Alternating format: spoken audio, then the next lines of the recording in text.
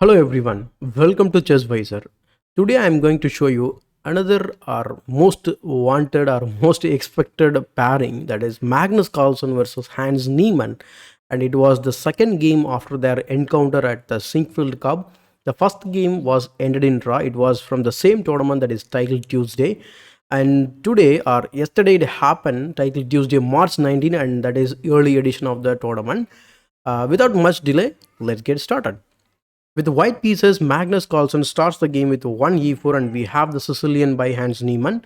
But after knight f3, pawn d6, we have pawn to d4, c takes d4, knight takes d4, and then knight f6 hits the pawn, calls out the knight, knight knight c3, pawn a6, knight of variation, bishop e3, pawn to e5. So here the main move is to consider knight to b3, and then queen d2, bishop e2, the English attacks, the main line of the English attack.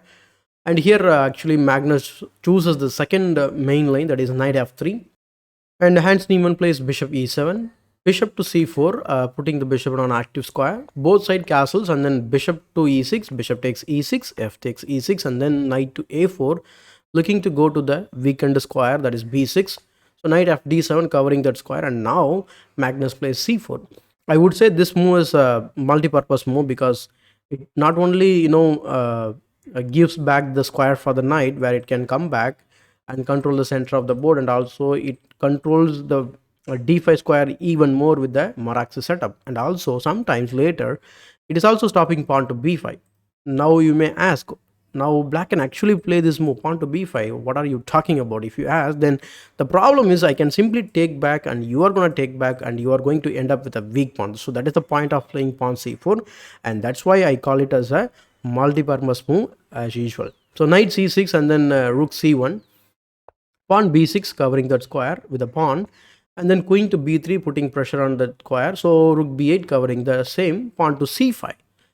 How white can play this move? The point is that here you can see this discovery is going on in the e6 square. So after knight takes e5, knight takes e5, he plays b takes e5, giving the discovery to the queen. But then he captures the pawn on e6 square with a check, king h8, and then he plays pawn b3, cementing these pawns, and he is trying to, or he will target the weak pawns in the center.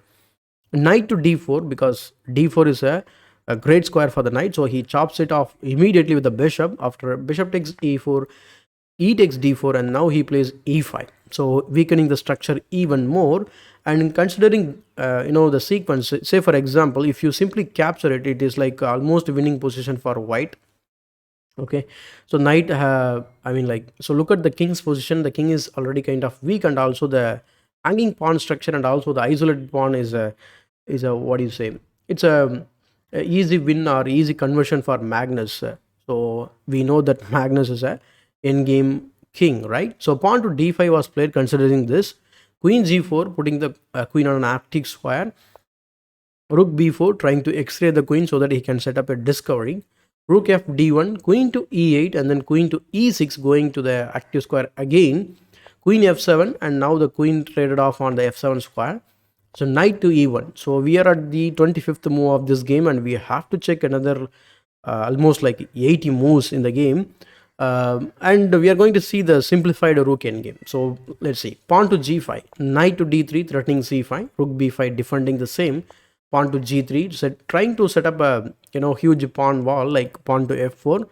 King to g7, getting involved the king, e6, and then rook f8, pawn to a4, kicking the rook away, and then rook takes b3. So here actually Magnus gives up b pawn for a c pawn, and the point is that after knight takes c5, as you can see, these two pawns are completely weakened now. Okay, now this is the point of giving up the b pawn for the c pawn.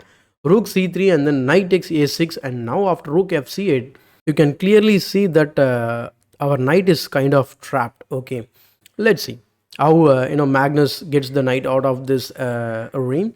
Rook to b1. So in this position, don't take this the rook and blunder the game, because it is going to be queen in just two moves. You cannot stop the queen promotion. So he plays rook b1, pawn to d3 anyway, so trying to create threat with the passed pawns. So king to g2, rook 8 rank to the c4, a5.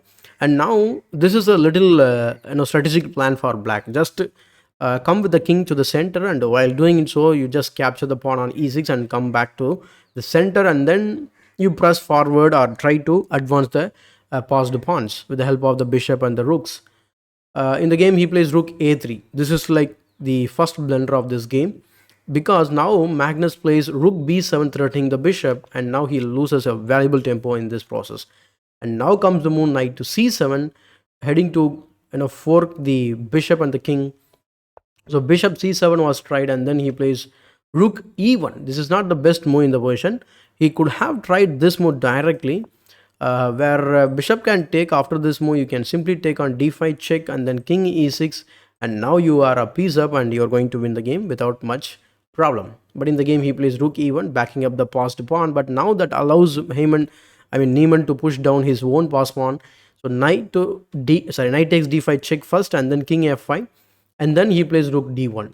So after rook d1, rook d3 was tried, and now he pushes the pass pawn, now threatening to queen in the next move. So he tries to stop that by playing rook e4. So here he plays rook to b8.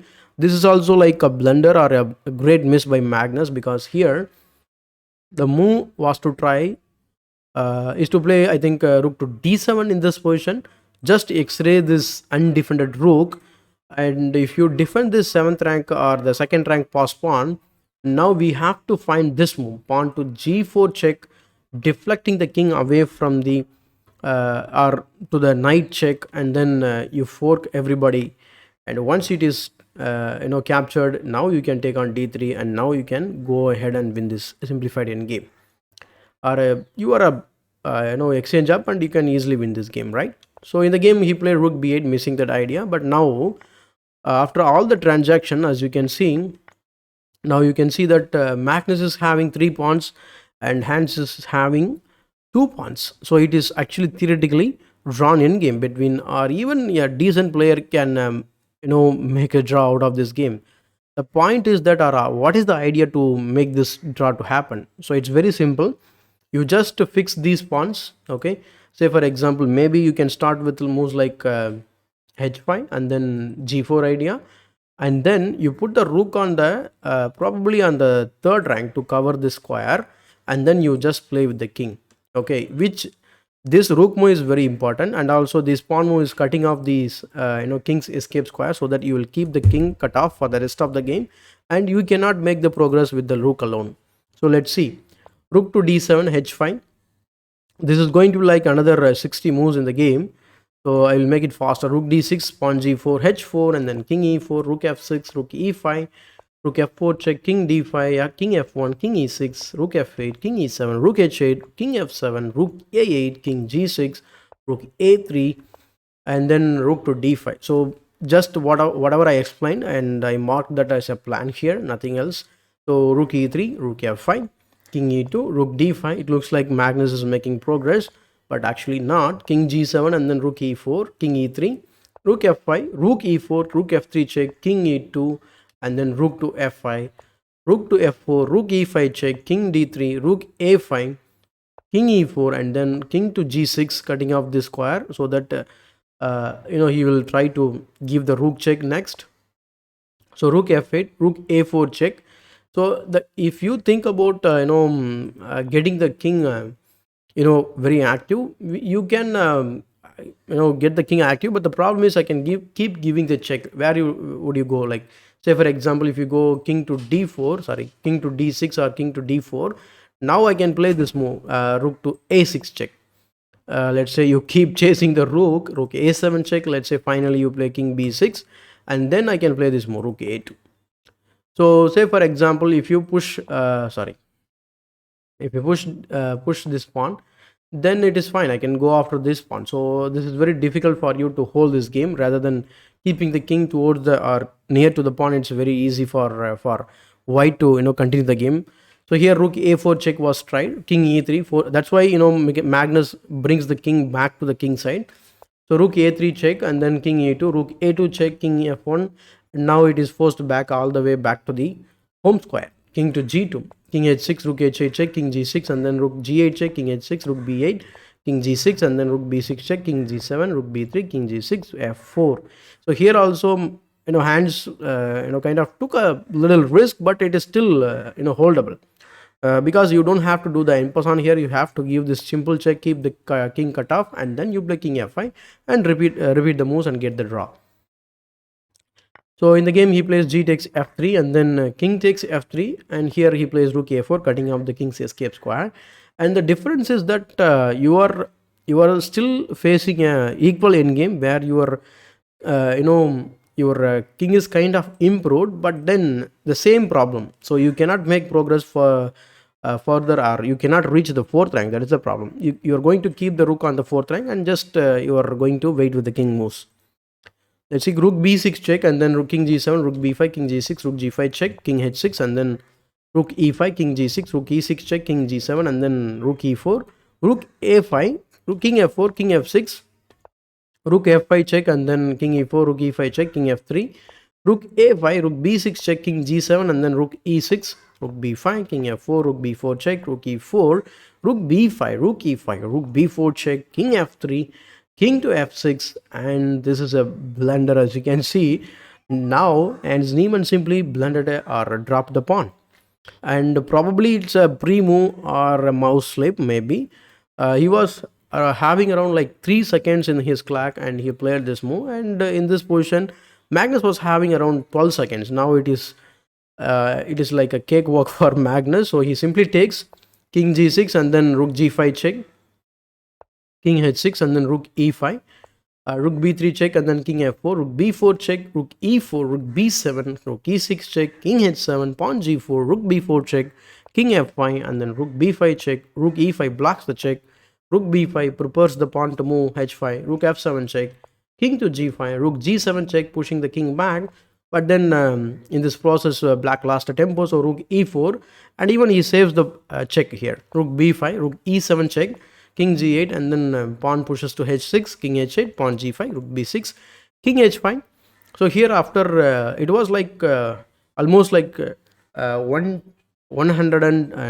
move or 9th move it is. So here actually Magnus wins the game because Hans Niemann simply resigned the game. So why would Hans resign here? Let me show you a quick variation. Rook c6, let's say rook c6. Here we can go after the back rank, king h7. Now you give g6 check. It looks like we are blundering a pawn. We are actually not, because we are allowing the rook to capture to deflect the king away, and then you capture the rook and win the game. So you are actually giving one move to the black, and after this you play this move. Rook e8 is a checkmate. So that is why, considering this sequence, or there are many other sequences, is going to is going to be a win for white. Hans didn't have to check Magnus's endgame skill, so he resigns at 109th move. So I hope you enjoyed this review of this game. If you enjoyed it, please give it a thumbs up, and still if you're not subscribed to the channel, please consider subscribing it. As usual, this is ChessVisor, your wise choice to improve your chess.